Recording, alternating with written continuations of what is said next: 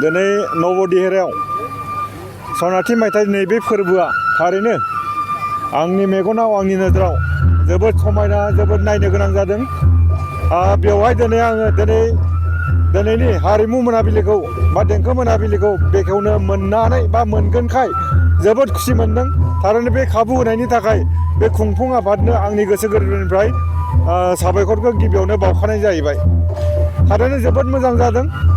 खाथि खालानि जाय बिथांमोना फैनो गोसो बिथांमोना नैबेयाव फैनानै खनसे नायफैयोब्ला जानो हागौ गोजोननायबो मोनगोन। आरो जोंहा फोथायनाय दङ नैबे गणेश मन्दिराव जुदि जाय बिथांमोना गावनि गोसोनि लुबैनायखौ हास्थायनायखौ बुंनानै लायो, गोबां रायजोफोरा बुंदों बेवहाय बुंनानै जुदि लायोब्ला गावनि साननायखौ मोनफुङो होननानै जायगानि मानसिफोरा जोंनि सिगाङाव बुंनाय फोथायनाय दङ।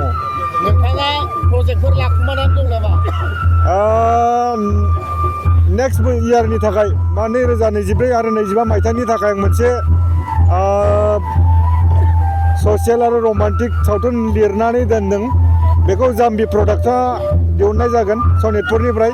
बे फिल्मनि मुङानो जाहैबाय गोसोआ बोराया।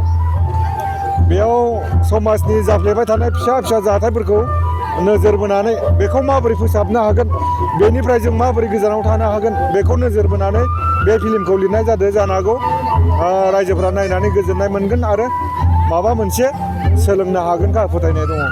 बेवहाय नोंथाङा फाव खालामगोन नामा? ओरैनो मोननैसो फाव दङ।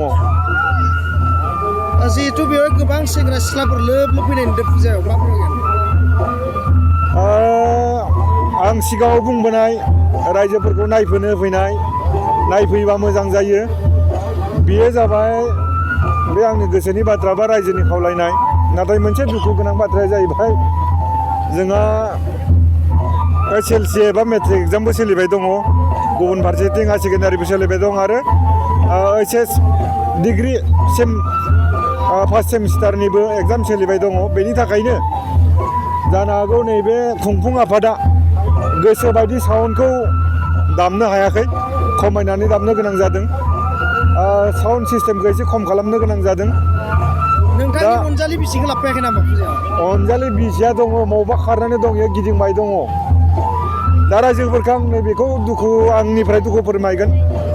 एग्जाम सोलिदोंबाबो बिथांमोननि फुजायाबो सोलिबाय दङ।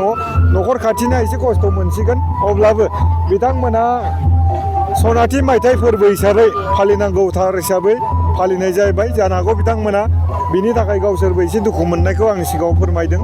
अब्लाबो बिनि गेजेरावनो जाफुंलांथोंसै, आंनि गोसोनिफ्राय बे